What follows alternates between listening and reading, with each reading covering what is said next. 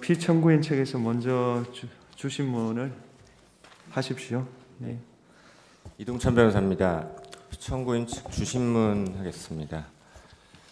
증인에 대한 2023년도에 있었던 1차 탄핵과 관련해서 질문드리겠습니다. 증인 2년 전 2023년 2월 8일에 재난대응조치 위반 그리고 품위 유지 의무 위반을 이유로 국회에서 1차로 탄핵 소추되셨죠. 네, 그렇습니다. 그리고 2023년 7월 25일 약 6개월이 지난 시점에 이곳 헌법재판소에서 재판관 전원 일치로 기각되셨죠. 네, 그렇습니다. 당시 증인에 대한 탄핵 소추가 기각된 사유가 무엇이었습니까?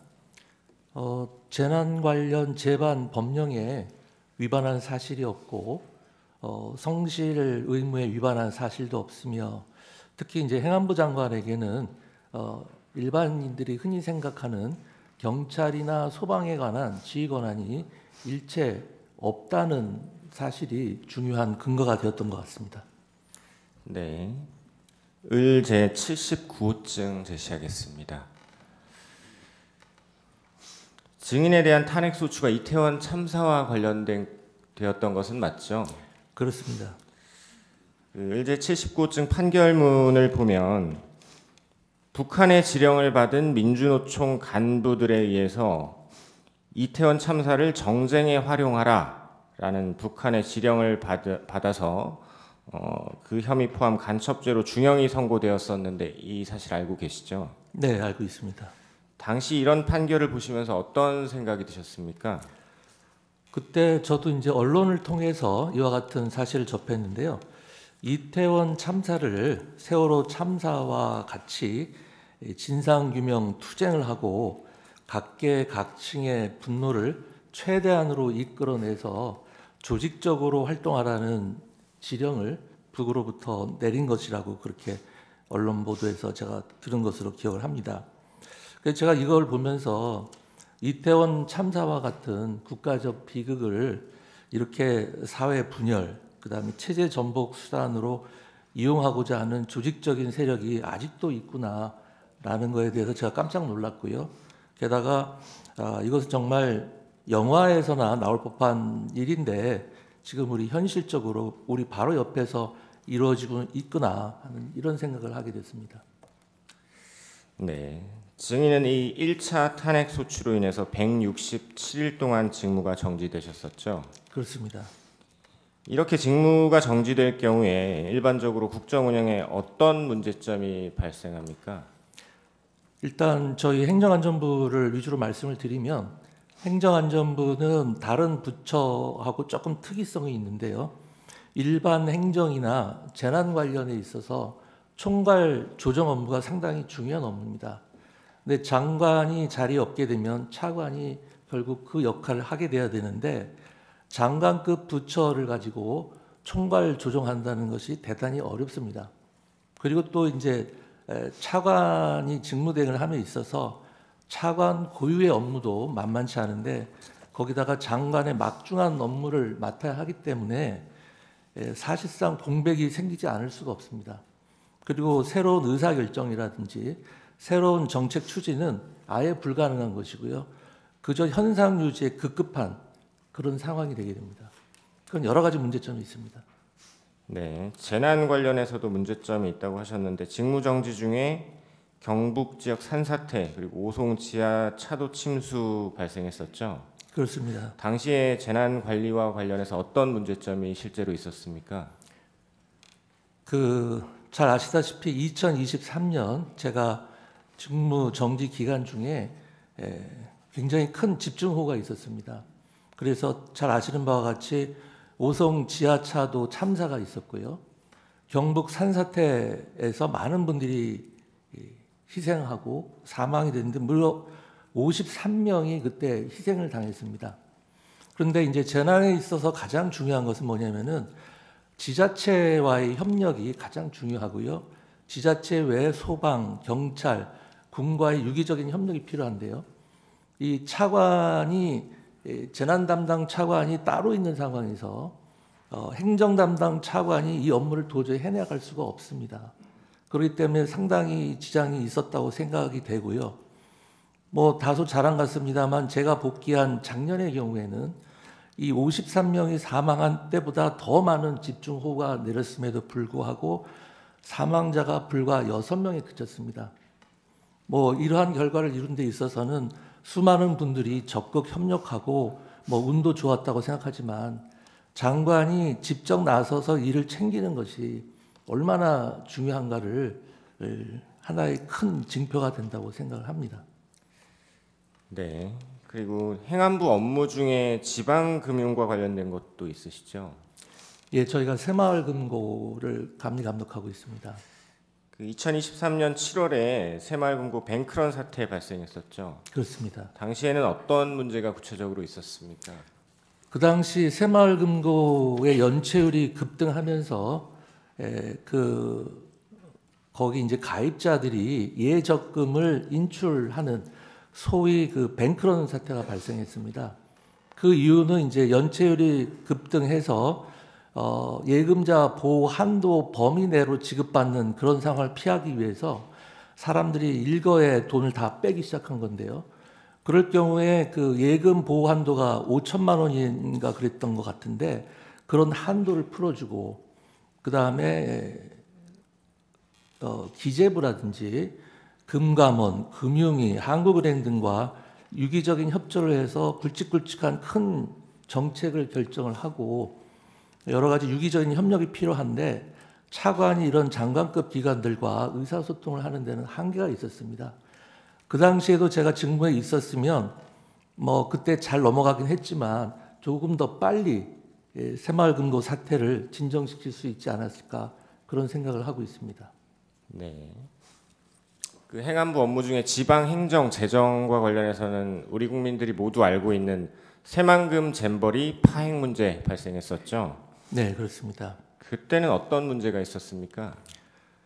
이 새만금에서 이루어졌던 그 세계 청소년 잼버리 대회가 뭐 시작하기 전까지는 국민들이 잘 모르고 계셨었는데 상당히 큰 행사였습니다. 그런데 그 준비 기간 거의 전 기간 동안 제가 공동위원장 중에 한 명이었음에도 불구하고 직무집행 정지 중에 있었습니다. 만일 그때 제가 직무집행 정지가 아니었으면은 현장에도 가보고 여러 가지 필요한 사항은 무엇인지 뭐 부족한 점은 무엇인지 일일이 다 챙겼을 텐데 차관이 아까 말씀드린 바와 같이 자기 업무하기도 벅찬데 제 업무까지 하다 보니까 이 잼버리 업무를 거의 잘 챙기지 못한 것 같습니다. 그러다 보니까 제가 이곳 헌재에서 탄핵 심판 기각 결정을 받은 것이 잼버리 개막일 불과 5일 전이었습니다.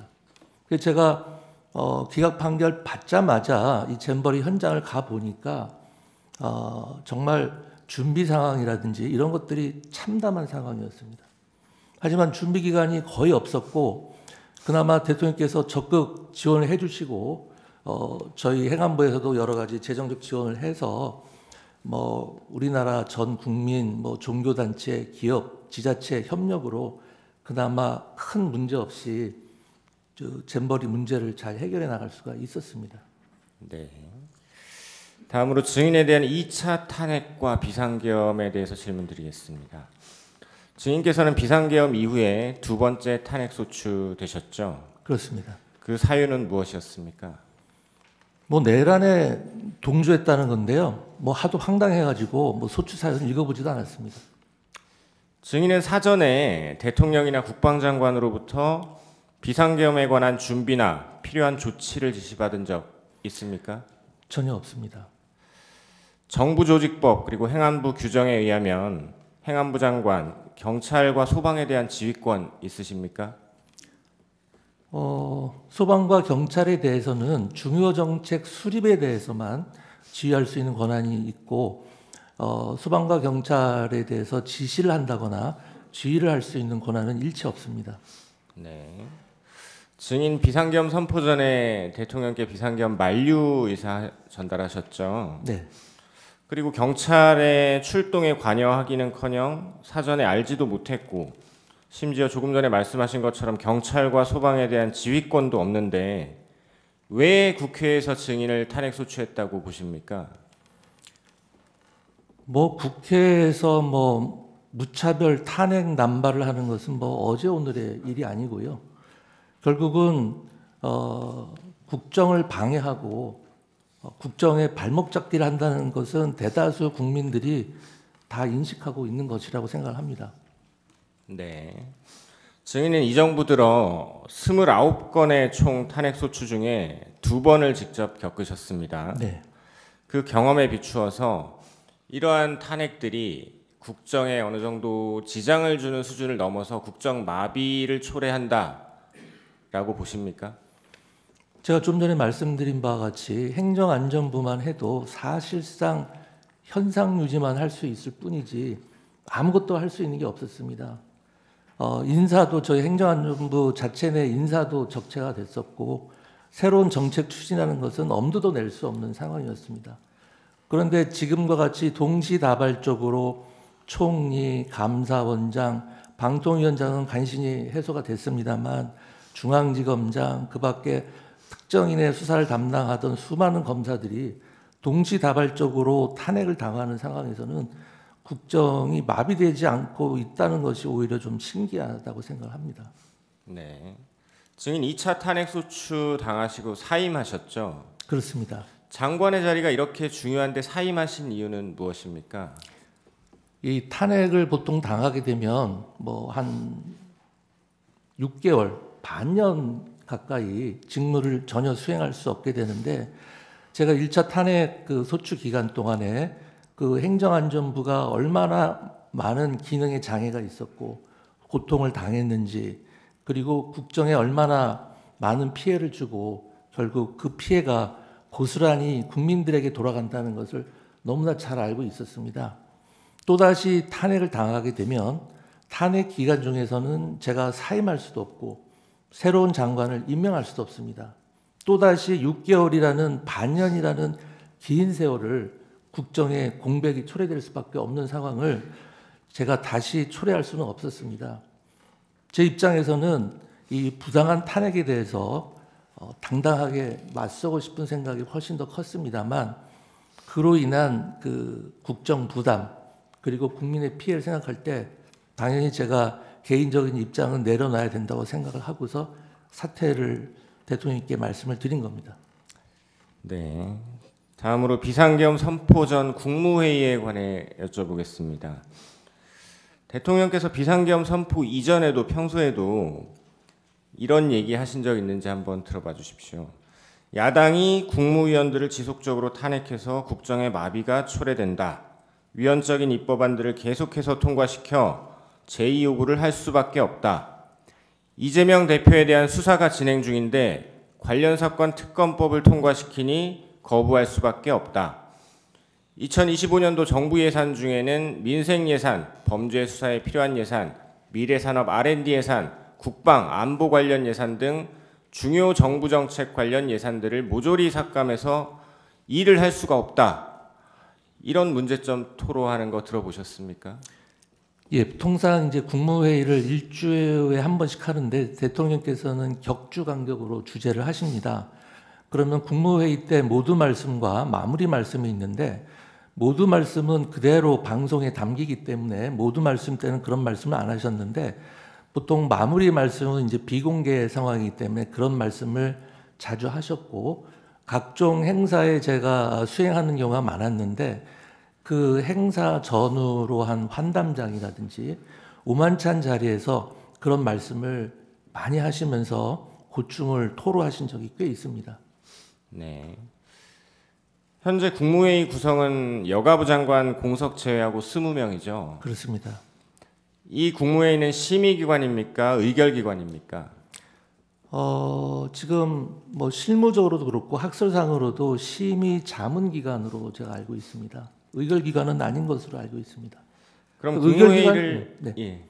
의결기관이라고 한다면 그 의결 자체에 특별한 의미가 있고 어떤 행정적인 어떤 결정의 의미가 있어야 되는데 뭐 방통이나 국회나 뭐 국민권익이나 이런 곳들이 이른바 의결기관인 것이고 이 국무회의 자체는 국민이 선출한 대통령이 정당성을 가지시는 분이고 국무위원은 대통령께서 그러한 정당성에 기인해서 임명한 사람들이기 때문에 국무회의에서의 어떤 심의사항에 대해서는 결국은 최종적으로 대통령께서 결정하고 판단할 사항이기 때문에 그 국무회의의 실질적 성격은 심의 자문기관으로 보는 것이 맞다고 생각합니다. 네. 증인은 계엄 선포 당일 20시 40분경에 대통령 집무실에 도착하셨죠? 뭐 그 즈음일 겁니다. 증인이 도착했을 때 집무실에 국방장관 그리고 법무부 장관 먼저 도착해 계셨죠? 그렇습니다. 증인이 이렇게 집무실에 도착하고 약 2분 정도 지난 시점에 대통령께서 국무총리도 들어오라고 하지라고 해서 집무실 옆 대회의실에 있던 국무총리, 통일부 장관이 들어왔고 잠시 뒤에 외교부 장관, 국정원장도 함께 집무실로 들어왔죠. 예, 제가 기억하는 바는 그렇습니다. 당시에 집무실에 들어온 국무위원들은 대통령이 비상계엄을 선포하려고 한다라는 사실을 모두 알게 되었었죠. 네, 그렇습니다. 네. 그래서 외교부 장관이 대통령에게 외교관계에 영향을 끼치는 것이 너무 크다라며 만류 의사를 전달하셨죠. 그렇습니다. 이에 대해서 대통령은 안다, 길지 않을 것이다, 다 생각했다, 순간적으로 하는 것이 아니다, 깊이 생각했다, 무엇보다 탄핵 때문에 도저히 안 되겠다, 감사원장, 중앙지검장 탄핵을 하는 마당에 도저히 안 될 것 같다, 이런 이야기 하셨죠. 그렇습니다. 뭐 표현상의 차이인데요. 길지 않을 것이라고 한 게 아니라 오래 가지 않을 것이다. 이렇게 말씀하셨던 것 같습니다. 네. 그 이후에 국방부 장관을 제외한 그 자리에 있던 국무위원들이 바로 옆 대회의실로 나가서 비상계엄을 주제로 의견을 나누셨죠. 예. 그리고 누군가 증인에게 행안부 장관이 가서 말씀 좀 드려보라라고 해서 증인이 다시 집무실로 들어갔고 대통령에게 만류 의사 전달하셨죠. 그렇습니다. 그리고 국무총리도 두세 번 집무실로 들어가서 대통령과 이야기를 나누고 나오셨죠. 예, 그렇습니다. 그 과정에서 누군가 국무회의를 해야 한다 네. 이런 이야기를 했고 그래서 국무총리가 대통령께 국무회의 의사를 확인하기 위해서 또 들어가셨었죠. 예, 맞습니다. 그리고 예정되었던 22시가 다가올 즈음 대통령이 국무위원들 다 오셨냐라고 물어보기도 했죠. 예, 그렇습니다. 다 도착하지 못했다는 말을 듣고 대통령이 다시 또 기다렸고 과반인 11명의 국무위원이 도착했다는 이야기를 듣고 대회의실로 나와서 앉으셨죠. 네, 맞습니다. 11명이 모였을 때 그 모인 국무위원들은 자신들이 모인 이유가 비상계엄 선포 때문이라는 것을 다들 알고 있었습니까? 네, 당연하죠. 네. 김용현 국방부 장관은 당시 비상계엄 선포문을 복사해서 나누어 주었다고 진술했는데 증인은 이 선포문을 본 기억이 있으십니까? 그 당시 워낙 경황이 없어가지고요. 제가 정확한 기억은 없습니다만 다른 분들이 그렇게 진술을 하시는 것 같습니다. 그렇다면 그분들 진술이 맞을 겁니다. 네. 대통령께서는 11명의 국무위원들이 다 모여서 이제 국무회의가 구성된 이후에 어떤 말씀을 하셨습니까? 그 당시 상황이 이제 대통령께서 아까 말씀하신 것처럼 10시 이제 발표 시간이 다가오니까 이 대접견실 쪽으로 잠깐 건너오셔서 국무위원들 다 모였느냐 그렇게 말씀을 하셨는데 그때 아마 의사 정족수가 안 된 것으로 알고 있습니다. 그래서 다시 대통령 집무실로 들어가셨고 아마 11명이라는 의사 정족수가 채워진 다음에 대통령께서 정장을 갖추고 다시 들어오셔가지고 그 대접견실 중앙에 앉으시고 저희 국무위원들은 다시 자리를 정돈해서 그 주위로 이렇게 쭉 나란히 앉고 그 당시 몇 분 계셨던 수석 비서관들은 다 자리에서 빠졌습니다. 그러고 나서 저희들이 이제 계속 논의를 이어서 대통령님을 좀 만류하는 그런 취지의 이야기를 했고요. 대통령께서는 뭐라고 말씀하셨냐면은 여러분들이 이야기하는 그러한 뭐 경제, 외교의 영향, 정무적인 부담 이런 거 다 안다. 나도 신중하고 깊게 생각을 했다. 내가 왜 그 점을 고민을 안 했겠냐. 하지만 국무위원 개개인이 느끼는 상황인식, 위기감, 그리고 책임감과 국정을 총괄하는 대통령으로서 가지고 있는 상황인식과 위기감, 그리고 책임감은 차원이 다른 것이다. 이런 말씀을 마지막으로 하셨습니다. 그때 제가 받은 느낌이 뭐였냐면은 제가 1차 탄핵소추 때 그렇게 심각한 영향이 있었는데 과연 그러면은 타 부처 장관들은 그런 사정을 알았을까? 그런 생각을 했습니다. 그리고 지금과 같이 그 동시다발적으로 여러 명의 그 부처,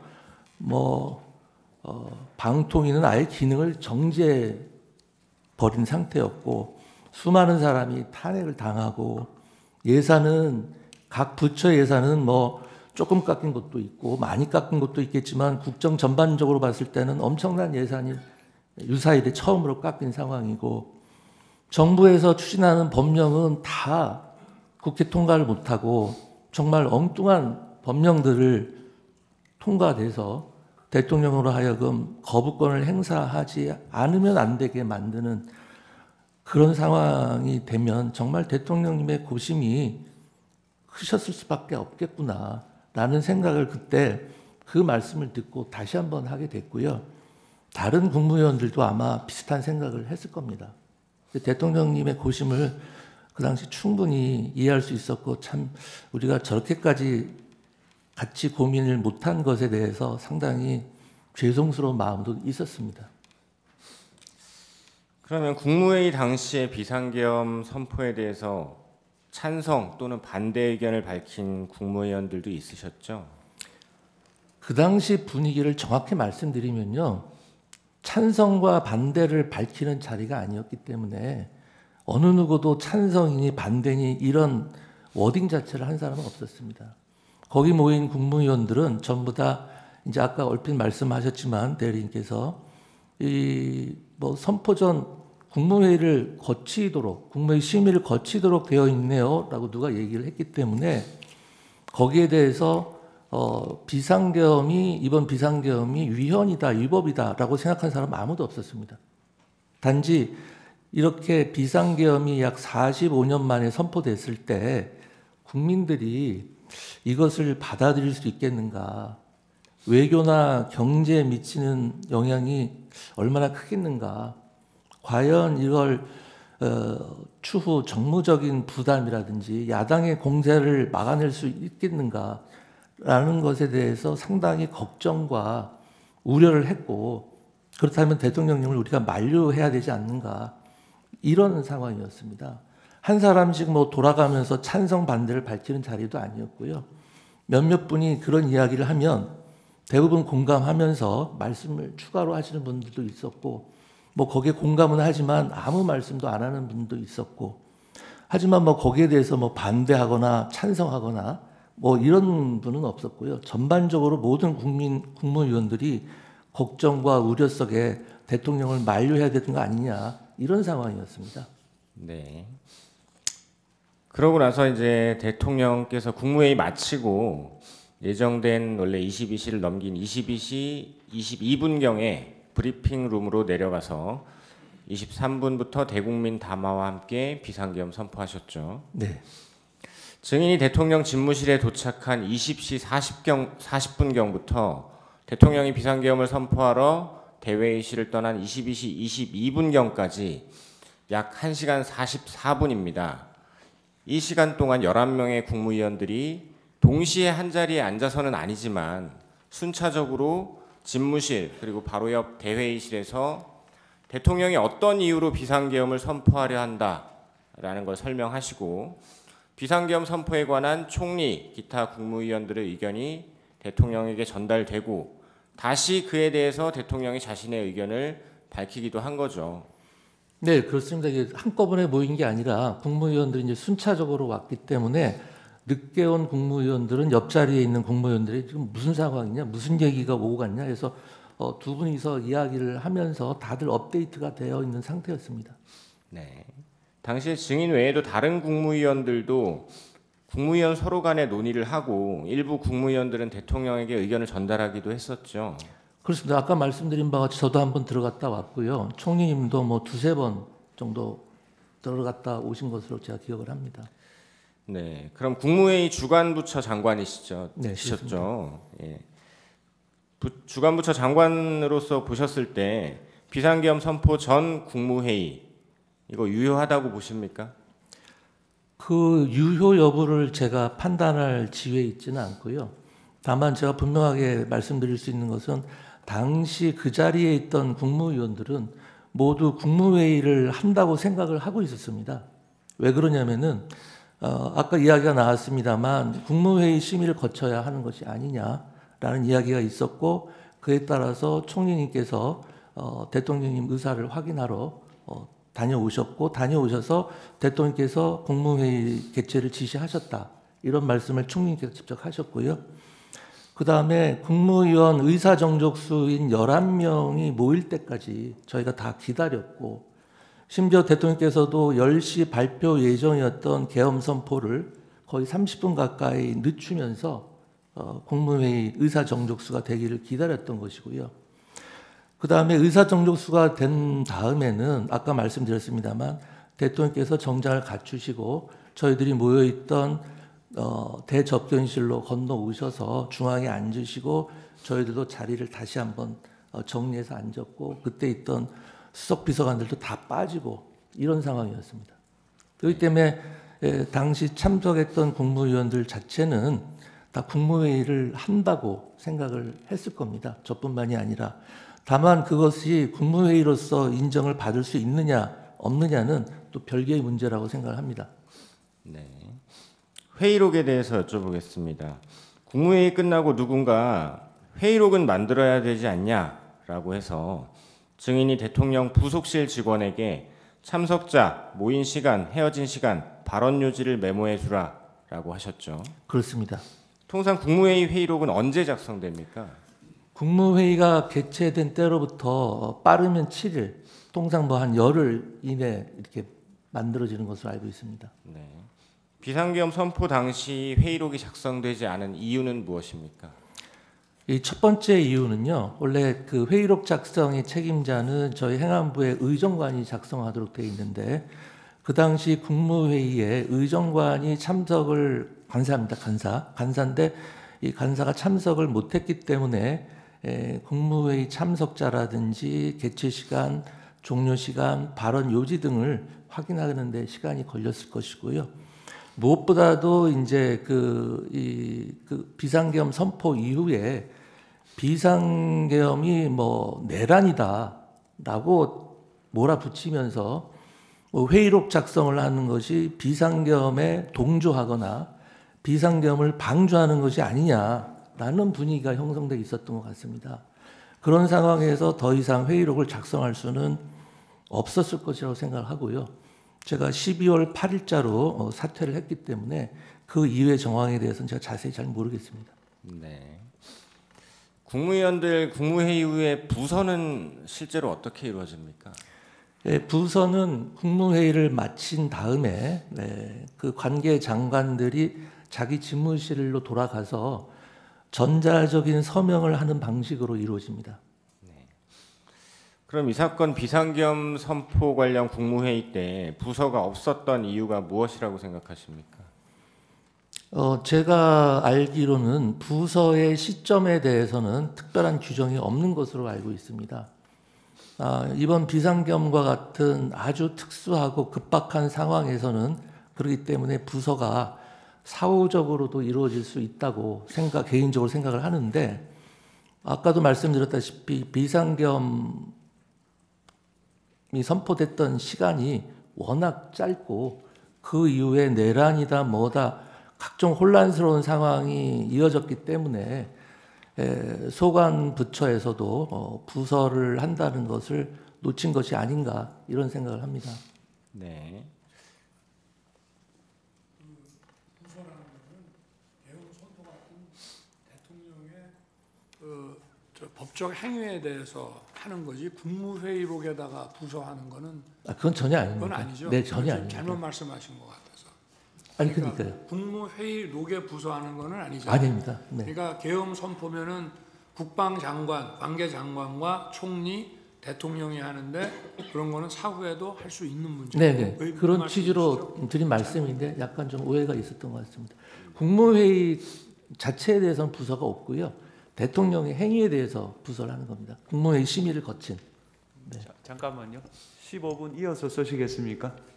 네, 이어서 쓰겠습니다. 그렇게 하십시오. 15분. 쪽지 관련해서 여쭤보겠습니다. 대통령이 평소 뭐 증인 포함 국무위원들에게 어떤 지시하실 내용이 있으실 경우에 보통은 어떻게 합니까? 전화로 합니까? 아니면 문건 같은 걸로 합니까? 그 면전에서 지시하실 때는 그냥 말씀을 하시고요. 그 다음에 경우에 따라서는 급한 일 같으면 전화로 말씀하시는 경우도 있으십니다. 그리고 보통은 이제 정식 개통을 통해서 지시사항이 이렇게 문서로 내려옵니다. 네. 증인은 비상계엄 선포 전후로 대통령 집무실에서 대통령 또는 국방부 장관으로부터 비상계엄과 관련된 어떤 지시사항이 기재된 쪽지 받으신 적 있으십니까? 전혀 없습니다. 그러면 대통령이나 국방부 장관이 쪽지를 주진 않았지만 보여주면서 어떤 지시 내용을 알려준 적은 있습니까? 그런 사실도 전혀 없고요. 뭐 이번 대통령에 대한 검찰의 공소장을 보니까 뭐 보여줬다는 얘기가 나오는데 대통령이 주면 주지 뭐 이렇게 보여주고 뭐 그렇게는 상식적으로 저는 납득이 안 갑니다. 네. 대통령이나 국방부 장관으로부터 언론사 등 특정 건물에 대한 단수에 대한 조치를 구두로라도 지시받은 적 있습니까? 전혀 없습니다. 그런데 언론을 보면 증인께서 소방청장에게 몇 군데 단수를 지시했다는 이야기가 계속 나오는데 소방청장과 통화는 하셨죠? 통화했습니다. 왜 통화하신 거고 어떤 이야기 했는지 말씀해 주실 수 있습니까?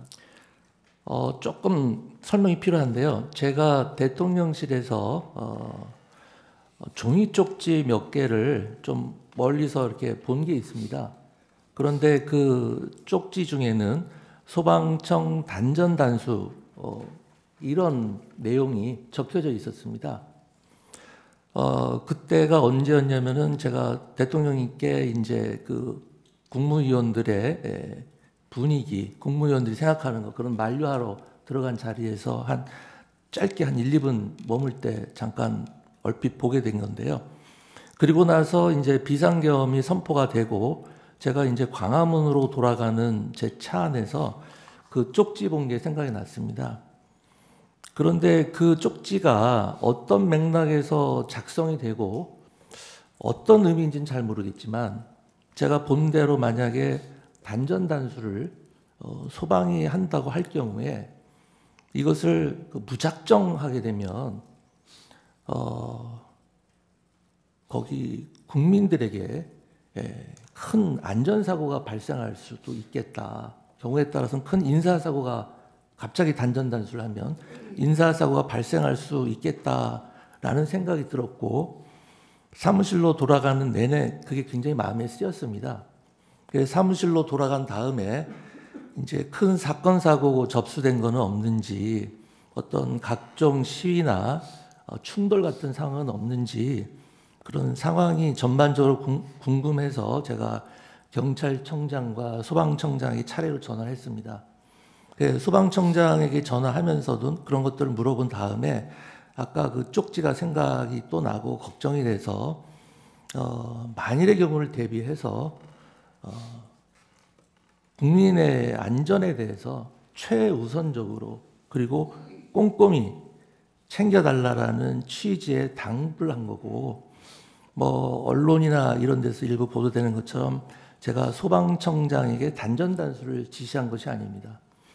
아까 말씀드렸습니다만 행정안전부 장관에게는 소방청장을 지휘하거나 어떤 지시를 할 권한이 전혀 없습니다. 그리고 제가 2년 넘게 행정안전부 장관으로 재임하면서 역대 소방청장이나 지금의 허석권 소방청장님에게 어떠한 지시를 한다거나 뭘 하세요, 하지 마세요 이런 이야기를 일체 한 적이 없습니다. 만일 대통령께서 저한테 어떤 지시를 했다면 비상계엄이라는 그런 급박한 상황에서 제가 최대한 신속하게 소방청장에게 그러한 내용을 전달을 하지 대통령의 지시사항을 무려 2시간 넘게 뭉개고 있다가 소방청장에게 전화하는 기회에 갑자기 전달하지는 않았을 겁니다. 그리고 무엇보다 제게 소방청장을 지휘하거나 여태까지 그런 적이 한 번도 없었기 때문에 그런 얘기를 한다고 하더라도 제가 지시하는 형태가 아니라 대통령님의 지시사항을 내가 전달하는 것이다. 이렇게 얘기를 했을 겁니다. 네. 그럼 증인이 보셨다는 그 종이 문건 대통령 아닌 다른 누군가가 증인에게 전달한 적은 없습니까? 전혀 없습니다. 그러면 그 종이에 적혀 있다는 지금 언론에 언급되는 몇몇 장소에 계엄군이 가지도 않은 거 알고 계시죠? 네, 알고 있습니다. 그럼 상식적으로 그 장소들에 대한 단전단수 얘기도 필요 없는 거죠? 그렇죠. 당연하죠. 단전단수 관련해서 대통령 지시나 국방부 장관 협조 요청도 따로 받은 적 없으시죠? 없습니다. 대통령이 단전단수가 만약에 필요했다라고 생각하면 증인에게 직접 지시를 하셨을 텐데 직접 지시하지 않으신 이유가 뭐라고 생각하십니까? 가장 근본적인 이유는 이번 비상계엄에서 그러한 조치는 아예 배제됐기 때문에 지시를 할 이유가 없었다고 생각을 하고요. 이태원 참사 이후에 헌재 결정문에도 나와 있지만은 행안부 장관에게 경찰이나 소방에 대한 지시 권한이 없다는 것은 다 알려진 상황이었고 대통령께서 누구보다도 그 점을 잘 알고 계시기 때문에 저한테 그런 유형의 지시를 내릴 일이 없었을 겁니다. 네. 그럼 증인은 대통령이나 국방부 장관이 증인 말고 최상목 경제부총리에게 쪽지 주는 거 보셨습니까? 저는 못 봤습니다. 네. 다음 행안부 간부회의 관련해서 몇 가지 묻겠습니다. 증인 23시 10분경 용산에서 출발하고 23시 30분경 집무실 도착 그리고 00시 00분경 행안부 간부회의 주최하셨죠? 네. 간부회의에서 경찰국장이 경찰이 의원, 보좌관, 언론인들을 신분이 확인되면 국회에 출입시키고 있다라고 이야기했었죠? 네, 그렇습니다. 간부회의에서 경찰이나 소방 담당자에게 증인께서 단전단수 방법을 알아보라거나 단전단수를 하라거나 이런 지시한 적 있으십니까? 그런 적 일체 없습니다. 네, 계엄 해제 이후의 대통령과의 통화에 대해서 여쭙겠습니다. 증인 2024년 12월 4일 13시 06분경 대통령에게 전화하신 적 있으시죠? 네, 있습니다. 당시에 증인 대통령에게 어떤 이야기 하셨나요? 제가 그때 대통령께 드린 말씀은 대통령님 계엄 해제는 신속히 해제를 정말 잘하신 것 같습니다 라고 말씀을 드렸더니 대통령께서 하시는 말씀이 그래 말이야 그렇지 않아도 좀 전에 서울청장인지 경찰청장인지 하고도 통화를 했는데 신속하게 의원들을 출입을 시켜서 계엄이 빨리 해제되고 그 덕에 유혈 사태, 최악의 경우에 유혈 사태도 일어나지 않고 잘 해결된 것 같다. 그래서 그 서울청장인지 경찰청장인지를 잘했다고 칭찬해 줬다. 이런 취지의 말씀을 하셨습니다. 네. 그리고 같은 날 13시 45분경에 이번에는 대통령이 증인에게 전화하셨죠. 네네. 그때 대통령이 이 비상계엄 선포와 관련된 어떤 소회를 이야기하시면서 했던 이야기 기억나십니까? 그때는 뭐 정확히 기억 안 나는데 그 아까 좀 전에 전화했을 때 하고 비슷한 취지의 말씀을 하셨습니다. 뭐 정말 절박했다. 예, 탄핵 때문에 예. 도저히 어떻게 해볼 도리가 없다 이런 이야기 하셨었죠. 네. 그러면서 뭐 그렇게 말씀하시면서 참 지금 뭐 내란 이야기가 나오고 있는데 참 황당하다. 뭐 이런 말씀도 하셨다는 것 같습니다. 네, 남은 시간 제주 때 쓰겠습니다. 예.